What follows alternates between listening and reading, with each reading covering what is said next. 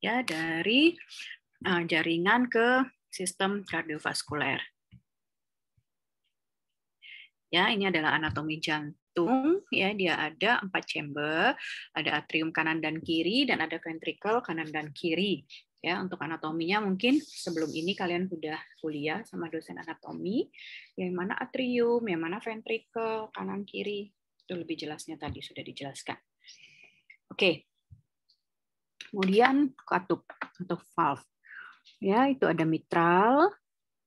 Ya, kemudian ada tricuspid, ada aorta, dan ada pulmonary semilunar valve. Ya.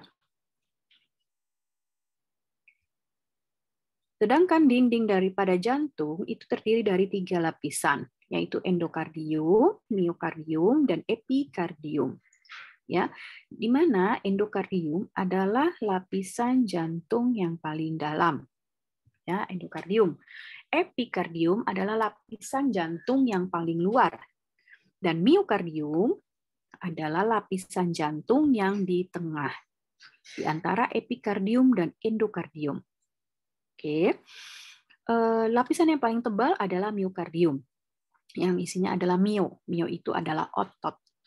Ya. Kemudian lapisan luar itu epikardium. Epikardium ini yang dia, kalau kalian melihat jantung pada hari raya Kurban atau di pasar, melihat jantung yang di bagian luarnya dibungkus oleh selaput yang seperti berlendir-berlendir itu adalah epikardium. Ya. Kita mulai dari yang paling dalam. Endokardium. Ya. Dia homolog dengan tunika intima pada pembuluh darah. Ya, jadi jantung dan pembuluh darah itu sekalian jalan belajarnya. Kenapa? Karena dia homolog sifatnya, mirip, tapi dia tidak 100% sama. Ya, jadi lapisan jantung itu ada 3 lapis, endokardium, miokardium, epikardium. Oke. Kalau pembuluh darah itu ada 3 lapisan, tunika intima, tunika media, dan tunika adventitia. Ya. Endokardium dia mirip dengan tunika intima, miokardium juga dia mirip dengan tunika media, epikardium dia mirip dengan tunika adventitia. Ya, dia homolog, mirip tapi enggaklah 100%. Ya, isinya pun hampir sama. Ya, kalau endokardium isinya adalah endotel dan subendocardial layer. Nanti di pembuluh darah ada endotel dan ada subendotel. Ya. Endotel isinya adalah simple squamous epithelium. Dan ada junctional complex di situ, yaitu tight junction dan gap junction pada endokardium. Ya, ini endokardium. Ini adalah simple squamous-nya. Kemudian di subendokardial, jadi antara endokardium dengan miokardium itu ada namanya subendocardial layer. Kalau di pembuluh darah namanya subendotel. Ya, isinya adalah loose connective tissue. Kemudian ada sel-sel, dia ada vena, saraf, ya pembuluh darah, saraf, dan ada sel Purkinje yang merupakan percabangan dari sistem impulse conducting daripada jantung. Kemudian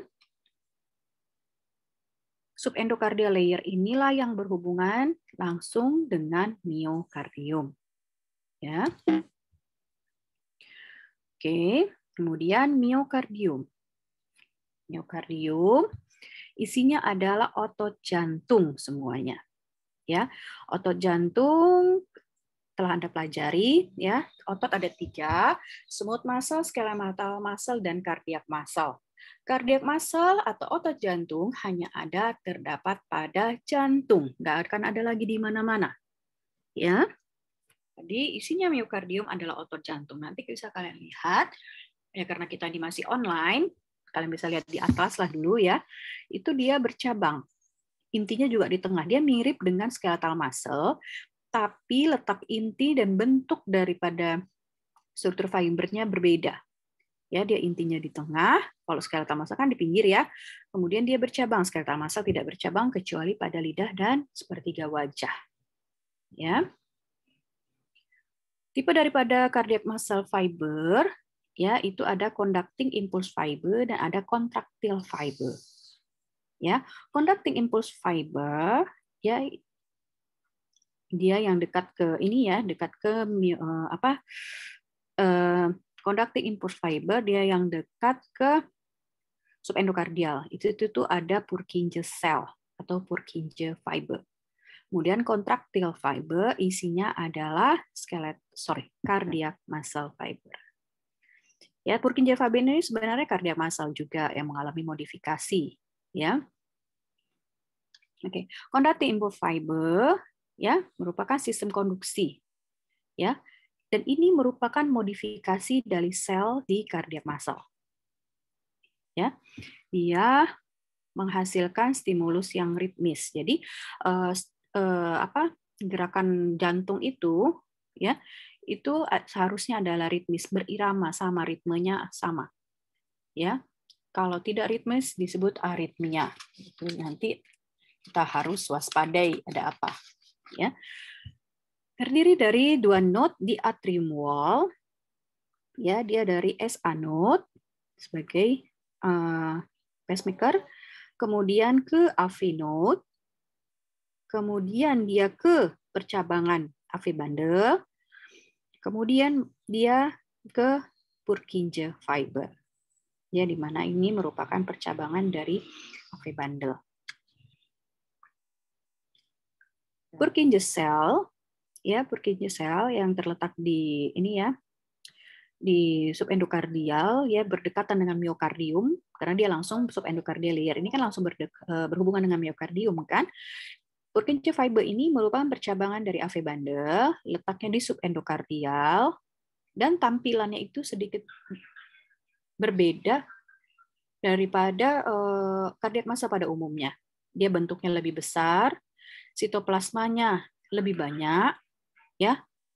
Kemudian miofibrilnya lebih sedikit, banyak mitokondria dan kolagen. Intinya bisa 1 atau 2 di tengah, ya, karena dia banyak glikogennya, dia bentuknya pucat, ya, warnanya dia pucat tidak merah seperti si miokardium. Oke, animasinya karena ini nggak support di laptop saya ya, bisa Anda cari aja di YouTube, ya. Kemudian contractile fiber, ya. Dia bentuknya elongated, silindris, bercabang, ya. Ciri-ciri si cardiac muscle, ya kan? Ciri-ciri si cardiac muscle, setiap fiber itu hanya mempunyai 1 atau 2 di intinya di tengah, ya. Kemudian dan dia mempunyai cross striation, mirip dengan skeletal muscle, ya.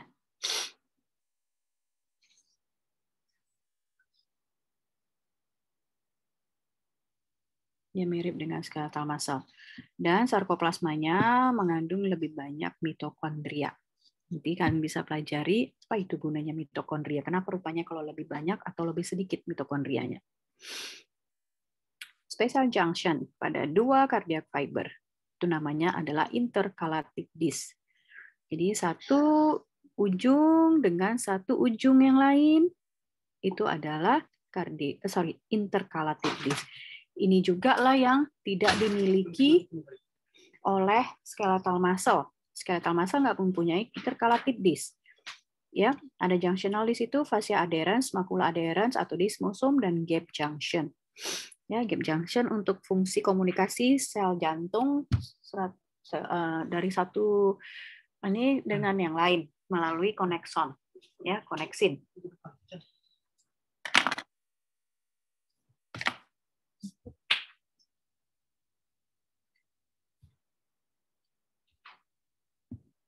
Oke, jadi dia tampilannya dengan preparat HE, ya dengan preparat HE dia lebih tebal. Dia seperti cross striation tapi dia lebih tebal, ya. Oke, ini intercalated disc, ya ini ada, ya dengan preparat yang lain dengan toluidine blue dia terlihat seperti ini. Ini bukan artefak ya, ini adalah intercalated disc. Jadi ujung daripada masing-masing cardiac fiber. Oke. Kemudian epicardium. Epicardium ini dia homolog dengan tunica adventitia. Jadi miokardium dia homolog dengan tunica media pada pembuluh darah. Cuma bedanya apa? Dia sama-sama isinya adalah otot. Kalau di jantung dia otot jantung, kalau di pembuluh darah dia otot polos atau smooth muscle. Itu bedanya. Ya. Kalau epikardium dia homolog dengan tunica adventitia pada pembuluh darah. Ya, lapisan paling luar. Lah saya bilang tadi kalau kalian belanja atau ikut kurban, jadi pada jantung hewan itu yang terlihat di luar yang kilat-kilat itu, selaput yang kilat-kilat itu namanya epikardium. Ya, itu namanya epikardium.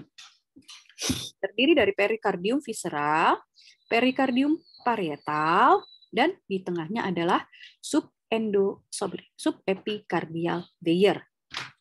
Ya. Jadi ada subepicardial layer, di tengahnya itu isinya adalah jaringan ikat dengan pembuluh darah, saraf, dan ganglion. Ya, jadi space di antara perikardium ini mengandung cairan serus untuk lubrikasi. Karena jantung kontraksi, relaksasi, ya kan? Kalau nggak ada cairan lubrikasi di sini, dia bisa menimbulkan lecet, trauma. Ya, makanya di epikardium ini dia ada cairan serus di situ. Berbeda dengan pembuluh darah, nanti tunica adventitianya ya, itu isinya adalah jaringan ikat saja. Tidak ada mesotel. Kalau ini kan masih ada mesotel ya. Mesotel itu kan merupakan simple squamous epithelium. Sama kalau di pembuluh darah ada endotel. Itu simple squamous epithelium juga, ya. Oke. Jadi si mesotel ini ya tidak terdapat pada pembuluh darah. Ya, karena pembuluh darah isinya adalah jaringan ikat saraf, ya. Oke. Kita masuk ke pembuluh darah. Pembuluh darah, jadi selesai ya mengenai jantung. Di jantung itu ada 3, endokardium, miokardium, dan epikardium. Paling dalam adalah endokardium, homolog dengan tunica intima pada pembuluh darah. Miokardium itu lapisan tengah, lapisan yang paling luas, paling tebal daripada jantung, terdiri dari otot jantung, itu homolog dengan tunica media pada pembuluh darah, isinya tapi di pembuluh darah adalah otot polos. Oke. Kemudian epikardium pada jantung itu homolog dengan tunica adventitia pada pembuluh darah. Ya, tunica adventitia pada pembuluh darah. Itu isinya adalah ada perikardium visceral, parietal, dan subepicardial layer. Ya, di antara perikardium ini ada cairan lubrikan. Ya, untuk cairan serus untuk pencucian lubrikan. Ya, epikardium ini homolog dengan tunica adventitia pada pembuluh darah, tapi pada pembuluh darah dia tidak ada mesotel dan tidak ada cairan lubrikan. Dia isinya adalah jaringan ikat pembuluh darah, ya, dan persarafan. Oke. Pembuluh darah berbeda ukurannya, distribusinya, fungsinya, tetapi ada kemiripan di beberapa gambaran. Ya, dindingnya dibagi atas tunica intima, tunica media, dan tunica adventitia. Tunica intima ini yang saya katakan tadi homolog dengan homolog dengan endokardium daripada jantung. Ya, isinya adalah endotel, sama di situ juga ada endotel, isinya adalah simple squamous epithelium. Ya. Kemudian ada subendotel, isinya adalah loose connective tissue dan sedikit smooth muscle. Ya, jadi smooth muscle ini yang terdapat di subendotel membantu fungsi untuk kontraksi dinding pembuluh darah. Ya, bedanya di jantung ada di situ subendocardial layer, isinya adalah ada Purkinje cell. Ya, di sini nggak ada. Tunica media. Tunica media, ya, dia mirip dengan miokardium, ya. Dan tunica media ini bervariasi ketebalannya atau strukturnya, ya. Kemudian, ya, ada juga smooth muscle yang berkolaborasi dengan elastic tissue. Jadi tergantung daripada fungsi pembuluh darah tersebut. Ya, kalau tunika adventitia, lapisan yang paling luar, ya itu homolog dengan epikardium, tetapi dia tidak punya sel mesotel. Ya, ketebalannya juga bervariasi. Ya, umumnya terdiri dari fibroblast, kolagen type 1, elastic fiber, itu adalah semua jaringan ikat. Oke. Ya. Ini bisa Anda lihat blood vessel wall composition, ya. Semakin dia ini ya tinggi dia pressure-nya, bagaimana dengan parameter dengan diameternya. Nanti bisa Anda analisis sendiri. Kemudian ada struktur namanya membrana elastika, interna maupun eksterna. Oke. Membrana elastika interna dia itu memisahkan tunika intima dengan media. Ya. Intima dengan media itu ada membrana elastika interna. Ya. Di situ ada elastin tisu dan fungsinya untuk membuat adanya difusi, yang membolehkan adanya terjadi difusi dari beberapa substansi. Ya, kalau membrana elastika eksterna dia memisahkan antara media dengan adventisi, jadi ke arah luar. Ya, oke. Jadi apakah semua dinding pembuluh darah mempunyai membrana elastika interna maupun eksterna? Tergantung jenis pembuluh darahnya. Ya. Kemudian ada juga dikenal dengan vasa vasorum. Apa itu vasa vasorum? Vasa vasorum itu hanya ditemukan di pembuluh darah besar atau sedang. Vasa vasorum ini merupakan arteri kecil ya, yang bercabang untuk memberikan nutrisi kepada sel di tunika adventitia dan maupun di tunika media. Ya, jadi ini biasanya terdapat di pembuluh darah besar atau sedang karena ketebalan dinding pembuluh darahnya itu tebal, sehingga nutrisi itu tidak bisa sampai ke adventitia. Makanya ada vasa vasorum ini yang merupakan percabangan daripada arteri kecil yang dia mau mengasih nutrisi pada sel di tunika media atau adventitia. Itulah karena dia tebalnya dindingnya. Makanya dia perlu ada bantuan daripada pembuluh darah yang lain. Ya, dan vasa vasorum ini ya bisa Anda lihat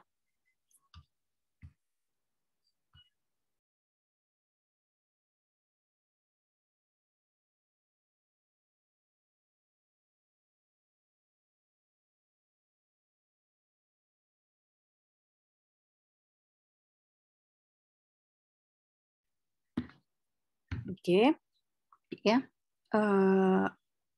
Vasa vasorum ini lebih banyak bisa dijumpai pada vena dibanding arteri. Kenapa? Oksigenasi pada arteri itu lebih baik daripada di vena. Kalau vena itu kan oksigenasinya kurang, ya, nutrisinya pun kurang dibandingkan dengan arteri. Makanya lebih banyak vasa vasorum ini ditemukan di vena besar biasanya. Ya, inilah dia vasa vasorum pada gambar yang kanan.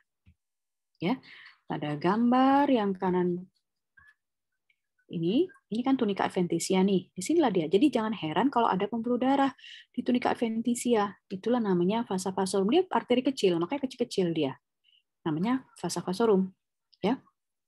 Oke. Kemudian dia ada nerve supply dari blood vessel. Ya, nanti bisa kalian lihat bagaimana fisiologinya. Ini adalah klasifikasi daripada pembuluh darah. Kita bagi atas arteri, vena, dan kapiler. Ya, arteri, vena, dan kapiler.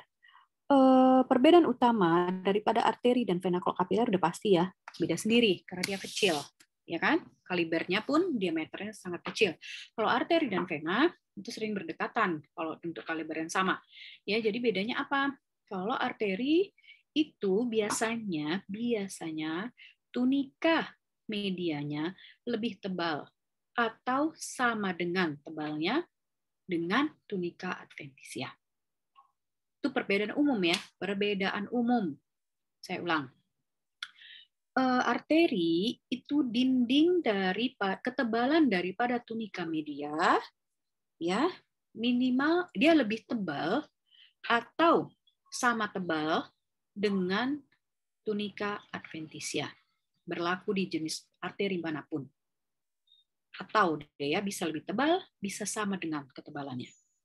Kalau vena, dia tunika adventisianya lebih tebal daripada tunika media. Poinnya sekarang tunika media dan tunika adventisia. Kenapa?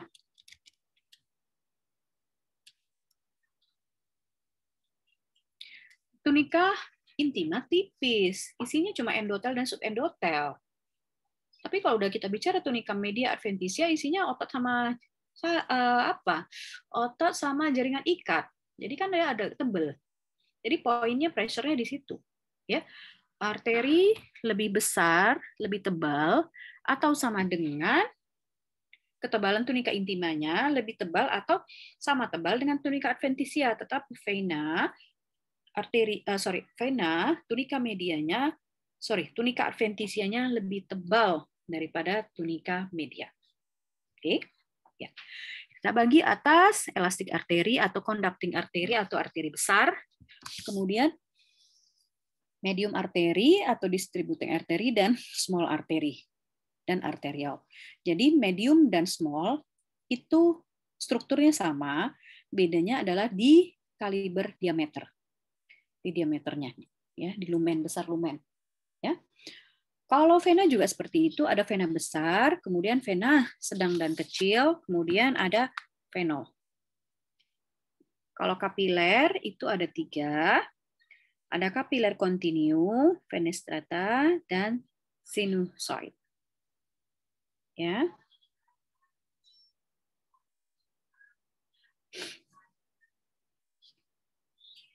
Oke, kita masuk ke arteri. Ya. Ini karakteristik daripada pembuluh darah. Ya. Ini arteri, ada arteriol, ya, ada kapiler, ada venul, kemudian ada vena. Ya. Elastik arteri atau arteri besar atau arteri conducting.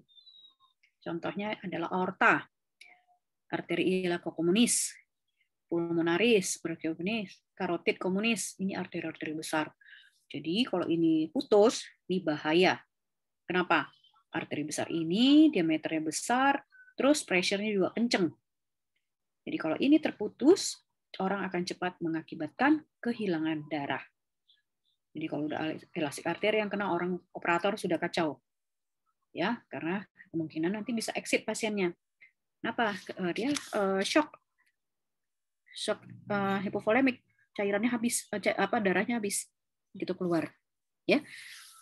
Tapi Tuhan juga mempersiapkan ini di lokasi-lokasi yang ini ya, yang yang tertutup, ya, yang aman. Aorta, iliaka, pulmonaris yang agak ini ya, karotid komunis, tahu kan, di leher, ya, yang agak rawan. Ya, makanya kalau mau bunuh diri itu, makanya orang gantung diri, atau orang mau bunuh diri itu dipotong lehernya, digorok. Kalau cuman motongnya di lengan, itu namanya nakut-nakutin, gerta aja, karena itu arteri kecil di situ. Lama matinya. Kalau mau cepet, langsung aja dari karotid. Kan ini juga yang dipakai oleh orang untuk menyembelih hewan. Ya, kalau dalam Islam itu kurban, kan dia nggak lama matinya. Ya, hewan tersebut tidak lama matinya. Karena yang ini kan ya arteri besar. Dan diyakini kalau hewan itu langsung mati, dia dagingnya lebih sehat dibanding hewan yang matinya itu perlahan-lahan atau bahkan sakit. Ya, itu dagingnya menurut penelitian katanya itu kurang sehat. Ya. Kemudian dindingnya itu kuning karena banyak di sini elastin. Itu yang saya katakan tadi. Di tunika media itu bisa hanya otot saja, bisa ada elastik, tergantung jenis daripada pembuluh darahnya. Untuk elastik arteri, ya kebetulan dia pada miokardiumnya itu, tunika medianya itu ada banyak elastin, makanya disebut dengan elastik arteri. Ya, oke, tunika intima itu tebal, namanya dia arteri besar, semuanya lebih hebat lah, semuanya banyak, semuanya besar, ya. Tunika intimanya aja tebal, ya, lebih tebal dibandingkan tunika intima pada arteri muskular atau arteri sedang, ya. Di situ endotelnya itu ada apa ya, von Willebrand fracture, ya, untuk ini kan yang hanya terdapat di arteri, faktor apa ini, pembukuan kalau nggak salah saya kan, von Willebrand fracture ini, ya. Dan di sini terdapat membrana elastica interna yang incomplete. Tunika medianya yang tengah itu ya sangat tebal, ya, dibandingkan tunika intima, dibandingkan kedua tunika yang lain, apakah tunika intima ataupun tunika adventitia. Katakan ada 40-70 layer daripada elastic membran di situ, selain ada smooth muscle, ya kan? Oke. Dan ya, bisa Anda lihat ini dengan Warren Van Giesen, ya, elastic fibernya lebih kelihatan, warna hitam-hitam ini, ya, kolagennya lebih pecat. Kemudian tunika adventitia itu inilah dia, ada small blood vessel. Apa namanya tadi? Small blood vessel. Ada vasa vasorum yang merupakan percabangan dari arteri kecil yang terdapat di pembuluh darah besar. Apakah arteri, apakah vena? Dua-duanya ada, tetapi lebih banyak bisa Anda jumpai pada arteri. Kenapa? Vena. Kenapa? Pada vena oksigenasi kurang, nutrisi kurang, makanya dibantulah pakai pembuluh darah ini. Oke. Kemudian tunika adventisianya, bentar ya.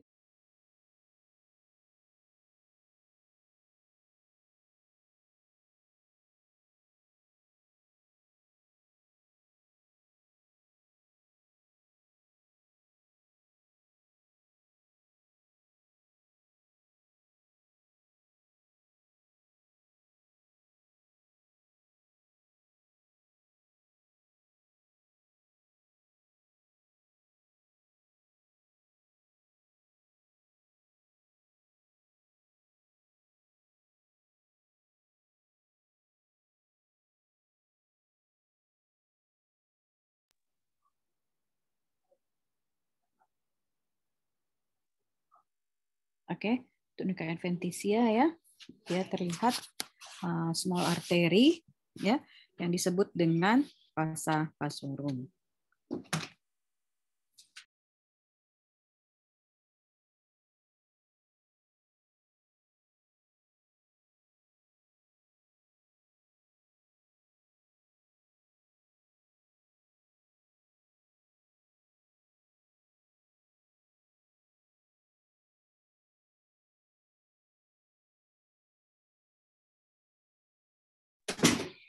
Oke.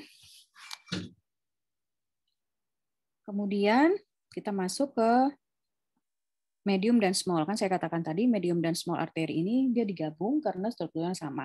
Cuma beda daripada dinding ketebalan lebar lumennya saja.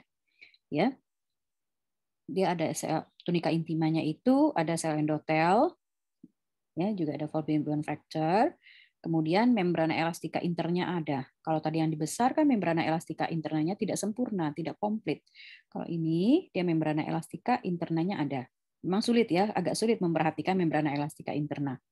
Ya. Ya, tunika intima yang atas yang isinya adalah endotel dan subendotel kan. Kemudian tunika intima ini dia. Ini tunika intima, ini tunika media, inilah membrana elastika interna. Ini pada arteri kecil, ini pada arteri sedang. Ya. Tunika medianya isinya adalah smooth muscle. Ya. Di mana sama-sama hanya smooth muscle, nggak punya elastin fiber di situ. Ya, pada arteri muskular atau arteri sedang itu dia lebih tebal. Kalau arteri kecil dia lebih tipis. Ya. Tunika media. Nih, ini ditandain. Kalau tunika adventisia, ya, kalau tunika adventisia pada arteri sedang, ya, dia tunika medianya, tunika adventisianya sama tebal dengan tunika media.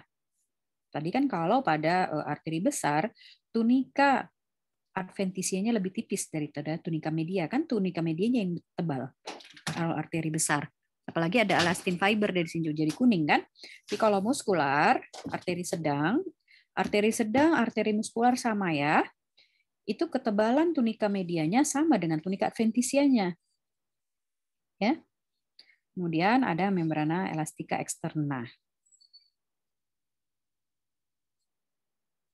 Oke, kalau tunika adventisia daripada small artery, ya, tunika adventisinya tipis, ya, tipis. Dia tidak setebal dari tunika adventisia di arteri sedang, ya. Oke. Kemudian arteriol.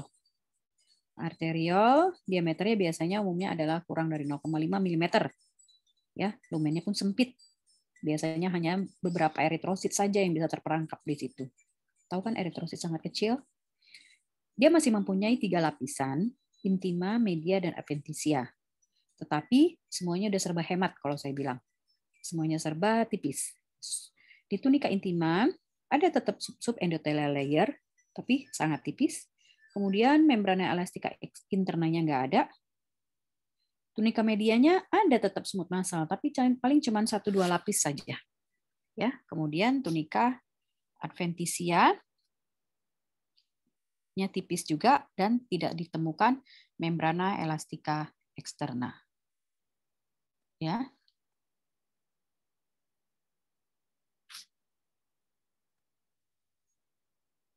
Kemudian ada metaarterial. Ya.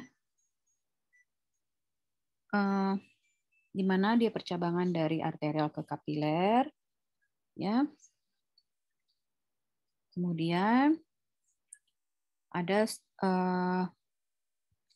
struktur sensoris khusus ya di sini di arteri, ya.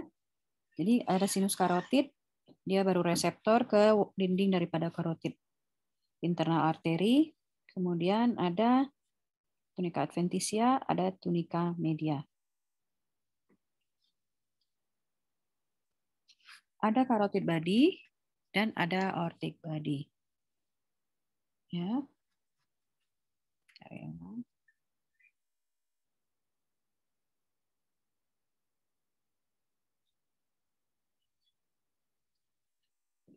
Kemudian di carotid body itu ada glomus cell, ya. Nah, intinya besar, kemudian dia ada mempunyai proses sel, ya. Oke, santai aja, tidak sesulit yang kalian bayangkan. Kemudian vena, ya, jadi arteri itu arteri besar, sedang kecil, arteriol, ya kan? Kalau arteri besar itu medianya tebal, lebih tebal dari adventisia, dia ada elastin fiber di situ. Kalau arteri sedang dan kecil, kalau arteri sedang dia sama tebal dengan tunika adventisia, dia ada kolagen juga di situ. Tapi kalau arteri kecil, dia tunika adventisia tipis, lebih tipis dari media, ya, dan dan diameter juga lebih tipis. Kalau arteriol diameternya hanya dia kecil sekali, kurang dari 0,5 mm. Ya, kemudian dia juga masih memiliki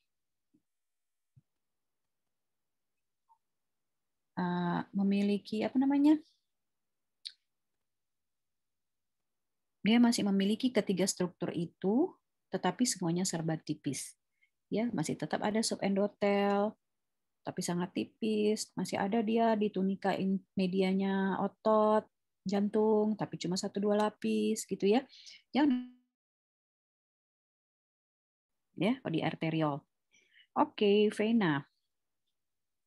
Vena itu ada vena besar, sedang kecil, dan venol. Ya.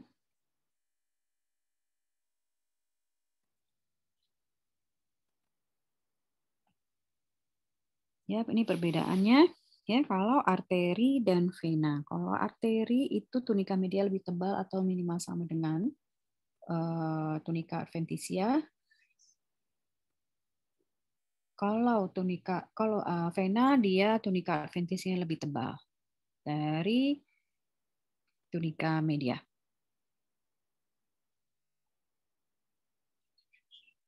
Oke.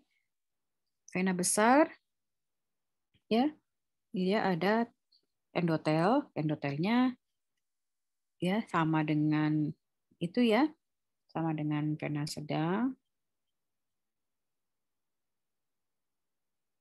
Kemudian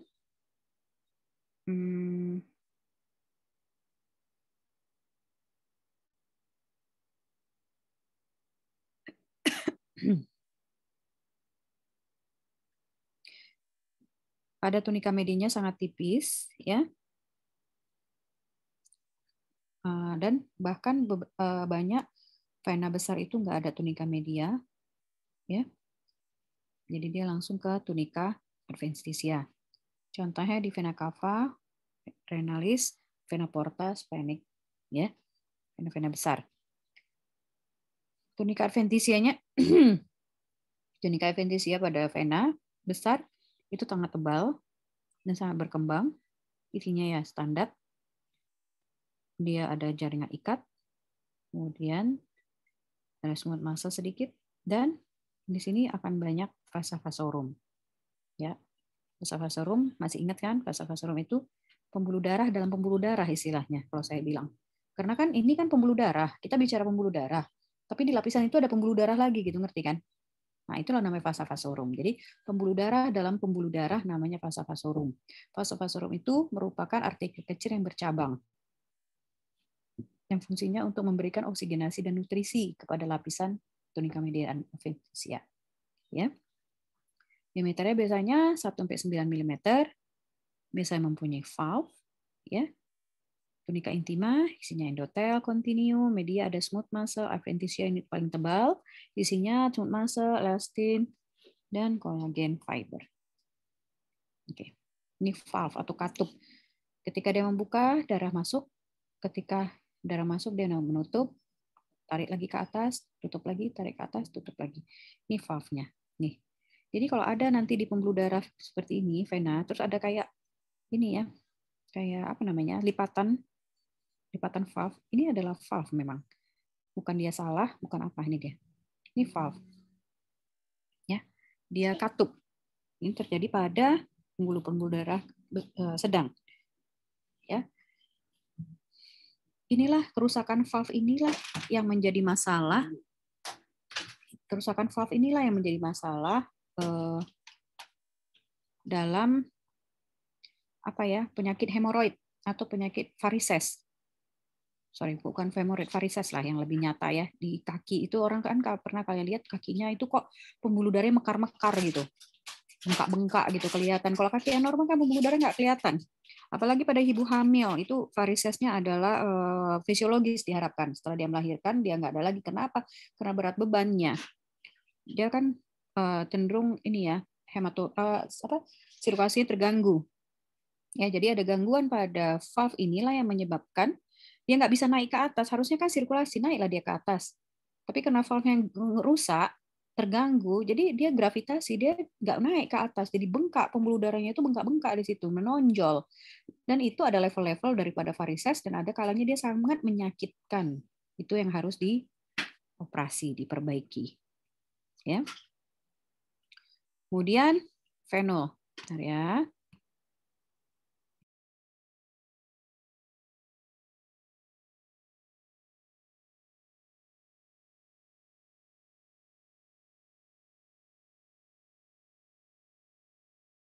Kemudian venul itu selevel dengan arteriol. Masih mempunyai semuanya juga. Intima, media, adventisia masih ada. Cuma semuanya udah tipis-tipis, endotelnya tipis, ini ya basa laminanya dengan perisitnya, ya. Kemudian tipis, tunika medianya tipis, juga tunika adventisianya. Bisa Anda lihat pada gambaran arteriol dan venul, ya. Bedanya apa? Kalau arteriol ini dia biasanya dindingnya lebih kompak gitu, lebih intak, lebih bulat. Kenapa? Karena tunika medianya tebal. Ya kan? Walaupun dia tipis, semuanya sebelah tipis, tapi kan tunika medianya lebih berkembang daripada tunika adventitia pada arteriol dibandingkan venul. Makanya venul ini sering dia lumennya itu nggak beraturan seperti ini. Nih, nggak beraturan dia, ya, karena dia adventisianya yang berkembang, ya. Nah, kalau ini limfatik ini agak sulit memang didapatin, ya. Limfatik ini pembuluh limf, ya, nggak ada isinya ya, isinya kan cairan limf, makanya nggak terwarnai, bukan dia darah isinya. Makanya kalau ini kan arterial isinya eritrosit nih, ini kan eritrosit nih semua terjebak di sini. Dan dibandingkan arteri dengan vena, yang sering kali terjebak eritrosit di situ adalah vena. Kenapa? Karena vena itu kan dia pressure-nya nggak sekencang daripada arteri, ya kan? Jadi kalau arteri, kadang arteri sedang itu pas dipotong, kita buat preparat, nggak ada darah lagi di situ, kemuncrat dia, karena kan pressure-nya kencang ya, perbandingan dengan vena.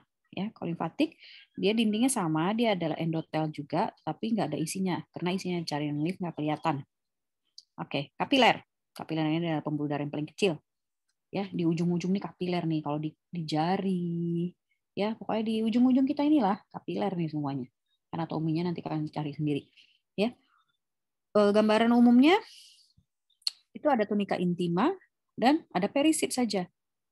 Dia nggak 3 lapis, dia hanya tunika intima dan perisit. Sorry, yang kapiler ini yang hanya 1-2 eritrosit isinya. Kalau arteriovenol masih beberapa eritrosit seralat. Ya, kapiler ini yang sangat tipis, ya. Dan ada perisit yang berada di di bagian luarnya. Ini fungsinya untuk kontraksi. Ya, di bagi atas kapiler kontinu, kapiler fenestrata, dan kapiler sinusoid. Ya, dan di sini blood flow-nya sangat rendah, hanya 0,3 mm per detik dibandingkan aorta 320 mm per detik. Berapa kali lipat tuh? Makanya kalau mau mati, bunuh diri, jangan tanggung-tanggung dari kapiler, dari aorta sekalian, selesai. Bukan ngajarin, tapi itulah secara ilmiahnya. Ya, bunuh diri dilarang. Itu marah Allah kalau kita bunuh diri, ya. Nggak diampuni. Oke, kapiler kontinu ditemukan di jaringan ikat, muscle, dan CNS. Kapiler kontinu di mana endotelnya kontinu. Nih, kontinu endotelnya. Ya, jadi dia ya biasanya juga yang membentuk BBB, blood brain barrier. Ya. Kalau fenestrata mirip dengan kontinu, tetapi ada pore-nya. Tuh, tapi ada pore-nya di endotel masih. Ada bolong-bolongnya nih, pori-porinya nih. Ditemukan di ginjal, intestin, dan organ endokrin nih pore-nya nih. Jadi dia memungkinkan pertukaran substansi. Ya, ini dia, ini ada pore-nya. Kalau sinusoid, ya, dia bocornya itu, pore-nya itu udah sampai ke membran. Ya, jadi dia bukan hanya pore-nya itu di endotel, dia sudah di basa lamina. Jadi basa lamina itu sudah incomplete. Kalau saya bilang ini bocornya ada bocor kasar. Kalau fenestrata bocornya bocor halus. Kalau kontinu kan kontinu nggak ada. Ya, fenestrata bocor halus. Kalau sinusoid ada bocor kasar. Ya. Jadi ya endotelnya diskontinu, basa lamina diskontinu, ya. Ditemukan di organ hati dan organ hematopoietik. Oke, kemudian arteriol, venul, dan kapiler. Ya, arteriol, venul, dan kapiler. Bisa Anda lihat, ya arteriol dengan venul aja lebih bulat arteriol dibandingkan venul, ya kan? Dan merahnya lebih nampak. Kenapa? Merah ini adalah otot biasanya dengan HE, ya. Dan ada ini terjebak eritrosit. Kemudian kalau kapiler ini kecil aja dia nih. Nih, ada RBC red blood cell di dalamnya, tapi cuma 1-2 aja, 1-2 keping saja. Itulah saking kecilnya dia. Anda tahu kan berapa diameter daripada red blood cell? Ya. Oke. Kemudian vascular system daripada lymph mengembalikan stream dia hanya satu arah, ya, ada di seluruh tubuh kecuali beberapa area, ya, dari blind and lymphatic capillary ke lymphatic vessel, baru dia ke lymphatic duct, ya. Jadi lymphatic capillary ini, lymphatic vessel ini, ya, dia terdiri dari endotel. Nih ada endotelnya, ada smooth muscle-nya, ada kolagennya gitu, ya. Tapi biasanya dia ada valve, ada katup, dan dia isinya bukan darah. Kalau isinya darah ya berarti dia vena, karena dia mirip vena, ya, mirip dengan venol dia. Tapi kalau ada isinya darah dia venol. Tapi kalau nggak ada isinya itu adalah lymph. Karena isinya cairan lymph kan nggak berwarna. Oke. Dua lymphatic duct, ya, terdiri dari ductus thoracicus dan ductus lymphaticus dexter. Mirip dengan vena besar. Ya, dari situ vasa vasorum dan banyak vascular network-nya. Dindingnya sama, ya, intima, media, dan adventitia saya katakan tadi kan. Ada endotel, kemudian ada smooth muscle, tapi itu tunica adventitia undeveloped. Ya. Oke. Ini adalah referensi, ya, referensi daripada mata kuliah kita hari ini tentang histologi daripada apa ya,